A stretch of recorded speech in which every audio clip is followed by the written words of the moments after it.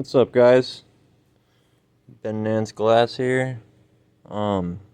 Accidentally broke a cleaning rod off in my CC, so I'm just gonna show you guys what the inside of a CC looks like. Probably could have used a smaller pipe wrench. I just had this one handy, but yeah, I couldn't really get to grip with this towel. I'm trying not to scuff up the brass on the nose cone. But yeah, so the way these torches work, you got your intake manifold, and this one has air on it. That's why it's got this like custom Y fitting. Can't seem to find these anywhere to try and hook people up with add-on for optimizer, but definitely recommend it. But yeah, so this section here, your outer is surface mix. Trying to get it to focus. But yeah, so your oxygen ends up coming in through here. Got a little hole. You can see there. This one is actually a plug that is fastened a little fastener into. I'm guessing they had to drill through the top there before they added on the tubing matrix. What you can see is just a bunch of tubes that are all nicely brazed together, and the center fire is premixed, so it's independent from gas flow than the outer fire. So yeah, your little ports here are all propane ports. The areas around it are where your oxygen flows to sharpen your candles. I've had the CC, I got it new like in 2014 maybe, and if my camera can focus, you can see it's still in excellent shape, man. And I didn't know anything about these torches really when I got this thing. I was able to get this nice new one because somebody had stolen my other one and had homeowner's insurance. They cleaned out the whole top drawer of my toolbox too, so it's able to justify making a claim to homeowner's insurance. But yeah, got set up with a new one with the optimizer set up, and it's been awesome. But anyhow, yeah, I had a cleaning rod. Let me see if I can find that little piece. But yeah, it had broken off. When you're using cleaning rods, by the way, only use like the ones that'll fit in there easily. I mean, start with the smallest and clean it out. Don't like find the one that just barely fits in there and just, I mean, it kind of makes sense to try to do that, but it's real easy to snap these off as soon as they bend. And yeah, I had this broken off in there for, oh, here it is. This little guy here. I had this broken off in there for probably a year or more. Just had a couple extra torches I was using. But this was straight. I ended up having to bend it to get it out of the bottom here. And yeah, just use another cleaning rod to push it through. I guess there's enough room down there if you were too timid to take the nose cone off. Yeah, and inside of the nose cone there's a brass washer, or brass, I don't know, it's kind of like a gasket, I guess, but it's just an O-ring type thing. But yeah, it's in there where it's supposed to be, so I don't know, it's not popping out like it was before, but it seals up against right here to keep your gases from pre-mixing and stuff like that. But yeah, these torches, I mean, I remember the first time I accidentally busted this nose cone loose. I was trying to straighten out my marver that I had on there that was the hose clamp style, and yeah, it was just a little tilted to the left side. Try to reposition it so that it's straight, and my barrel twisted. I was like, oh shit. But out of curiosity, I had to open it up and check it out. So then I ended up calling Carlisle and telling them what happened, and they said, "Oh shit, well, is there anything wrong with the torch besides that?" And I said, "Not that I can tell. I don't, know much about these things, but I was just wondering if there's anything important I need to do before putting this thing back on." And the guy said, "Well, first off, you should probably have it sent in for us to do that." And I asked, why is that? He said, "It takes a very specific torque setting to put that nose cone back on there." I said, "Okay." I mean, I work on cars and shit, so I figured fucking torque. What's the torque rating? Foot-pounds. What am I working with here? What's going to be so complicated? And he kind of was beating around, telling me the specifics, and finally I got it out. And he's like, "It's like about 35 foot-pounds that you gotta put on that thing before." I was like, "Oh well, shit! I work on cars, man. I know I can do that probably by feel." And he kind of just was like, "Yeah, whatever, dude. I wish you the best." But yeah, one of the things here, I'm gonna put some oxygen tape around this, just around these last couple threads. They had the paste at the factory, which is expensive shit. I need to get around to buying a little jar of it, but last I looked, it was like $125 just for like a little guy. But it would be nice not to have any of the tape remnants and shit. And I've taken a couple of these apart, and shit, I think so far every single one of them has had little bits of tape that end up in here from the valves and taping everything off when you assemble it. But anyhow, yeah, I just ended up taking a cleaning rod, pushing it through this guy, and ended up getting it to pop out there. Took some pliers, and yeah, was able to grab a hold of the thing and able to get it out of there. And then took a stainless brush and got this nice and cleaned up. But yeah, it's about ready to go back together. Just making this video so people have a better understanding of how their torch works. And if you're not comfortable doing a repair like this, I wouldn't recommend it. I mean, there's a lot of things you can fuck up if you don't know what you're doing. Or I mean, yeah, I have like a nice little deburring wheel and buffing set up, so I was able to get my nose cone cleaned up from using the pipe wrench, because I had to just go on it bare metal. But also wouldn't recommend that. I'd recommend probably finding a more appropriate wrench. But yeah, I'm gonna get this back together. It's at this point it's pretty simple. Just got to get some tape on there. There might be enough of that stuff on there, and with the brass ring in there, I might not need the tape to get to seal up, because it's like a compression fit with that copper O-ring. But yeah,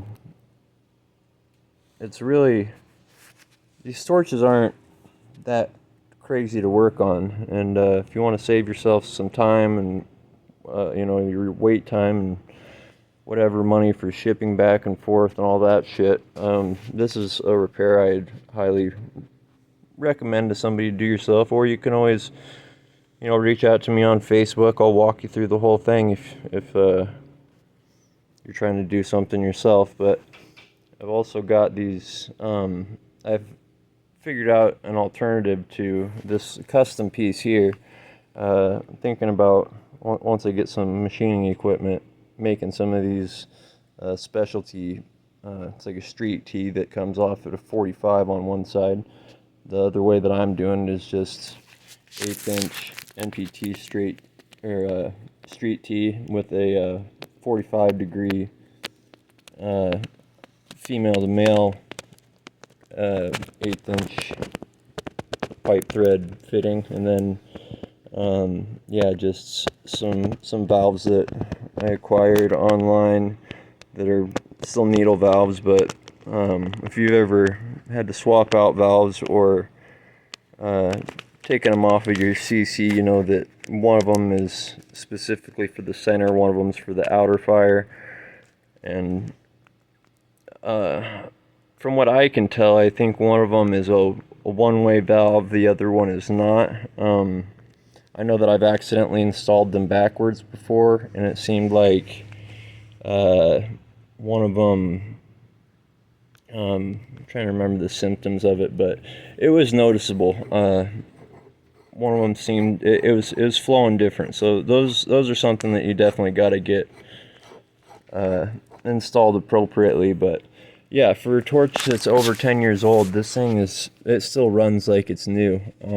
I've also got the water cooler set up for it that I got from Carlisle, and from using a PM2D with the water cooler that is also in amazing condition for being over 20 years old. And yeah, using this for a lot of years and as great a condition as it's still in, I highly recommend throwing on a water cooler for any of your torches that you can add one to. Doesn't seem like CC's or GTT's really needed if you're running them properly.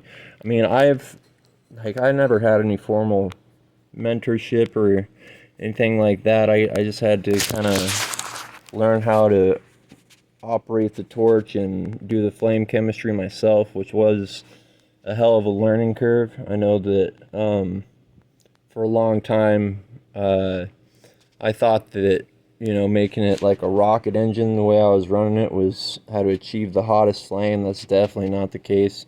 Hottest flame is one that you can really feel the radiant heat coming off of it and pretty much gives you a fucking sunburn after working on for an hour or so. But I'm pasty ass white, so I get burnt easy. But yeah, anyhow, these torches, don't let it intimidate you too bad. If you have basic you know, experience twisting nuts and bolts and shit, you should be fine. To torque this back down, I might try rigging up like a marber mount that I put a handle onto instead of, or I don't know, enough graphite that I can shift this back on and just do it by feel to make sure that it goes on there nice and tight, and then probably do a soapy water test around here once I have the gases flowing, maybe with the torch off, of course, put my hand there, block it up, and see if it is back pressuring out of here at all. So that'd be pretty scary shit to just be running the torch and have it suddenly just start fucking flaming out from down here or whatever. But I mean, I don't see why that would happen unless one of your propane jets is, it would only be leaking oxygen out of there. And yeah, trying to figure out how to use the compressed air on this. I didn't know, it didn't come with any sort of pressure recommendations or anything like that. I did ask the guy. I mean, I was super naive about it when I had gotten the air. I asked him, well, can I just hook up oxygen to it and run it like a GTT triple mix? And he's like, fuck no, man, don't like that. You're asking for a fire or fucking explode something doing that shit, because it pre-mixes with the propane. And yeah, that's just, you're not supposed to, yeah, have your propane and oxygen premix in a system like this to where it could possibly backfeed and cause too much mixture under pressure. And you know, petroleum mixed with oxygen can combust on its own. So yeah, definitely, it's not something I've ever tried, but I wouldn't recommend that. But yeah, when I do run the air, I run it between 10, even 15, sometimes even 20 psi. I don't think I ever opened it up that far, but as far as like colors that, for me, it was always a bitch to work colors like amber purple and stuff. Like if I was doing sculpting with them or just adding some accent bumps or something like dots on a piece, those always came out looking nice. But if I ever had to really work the color real hot, it felt impossible not to get it so that the silver was all pulled to the surface, and then you get like that kind of liver skin looking layer on the top of it, and try and polish that out with a mini torch or really oxidizing flame, and it'll boil really easy on those colors. So yeah, I've tried doing like amber purple over white and melting that all the way in, and it ends up being like brown on the top of the white, and I thought it looked ugly for some reason, you know. I don't know what it is when you have work that doesn't come out the way you wanted to, and then you got a booth set up, and I'll be damned if it's not the first piece that somebody pulls out of the batch and says that they absolutely love it, and I'm just like, what the fuck, you know? It's a total trip to me. It makes me almost want to give it away, but usually I got my girlfriend working, you know, selling the shit. I realize having a pretty girl working your sales table really helps with people not lowballing you. But yeah, she always makes sure that I get a decent amount for my work, because she knows I work hard on it, and I know that a lot of us are our own harshest critics, and you know, when you're starting out, you think that you're making stuff all right, and the more you learn and the more you continue to develop your skills, you realize how good, you know, even the simplest things can be made. So yeah, it is also frustrating when you are doing your very best work, trying to make things first quality for your customers and everything, and you know, you're working with people that are just on a tight budget. They, you know, they don't buy $100 pieces. They don't really seem to even notice or care all that much about you know, cleaning or shaping that's a little bit cleaner, or having every tool mark and bit of divot polished out, and colors struck exactly the way you want them, your wig-wag tips all lined up and stuff like that. That's the stuff that's more for, I guess, collectors. And I don't know, what I was told by one of my friends that's been doing this a long time, since I've been struggling with sales, is, he said, Ben, you're making glass that glass blowers like. You know, people that actually know shit about glass are going to respect. The average customer, they ain't going to really notice or give a shit until, you know, somebody brings that to their attention, and then maybe they'll appreciate it. But yeah, a lot of that extra time and work that you put into your glass to make it that much nicer, it takes the right customer and stuff, but I think that it is worth at least getting your skills refined to that point. I think the goal for a lot of us is to be able to build some of the nicest work that we can. But yeah, I just figured I'd share this video. I know that a lot of people are wondering what's on the inside of a CC, how these torches work, how difficult it is to do any sort of maintenance, or actually get things, you know, like a completely clogged port or broken off cleaning rod out of something like this. And it's definitely doable without sending it in, or, you know, your torch isn't fucked if you got a tip that needs cleaned out. But yeah, it is nice to take this all the way apart, get every bit of carbon off of it with the brush from the outside. And I mean, there really shouldn't be any carbon buildup on these outside bits. It's usually just a bit of dirt and yeah, tape, like I was saying. But yeah, if there is carbon in here, I would think that probably one of your propane jets had wiggled, it got a crack or something like that, and allowing it to premix. I had a Sergeant that the center fire actually popped out on, and it was just pushing carbon out all around that center fire ring, and thought that it just needed a deep cleaning, until I was cleaning it enough to the point where the center finally popped out, and I was like, holy shit, that thing's been leaking and stuff. Never did get that one quite fixed. Actually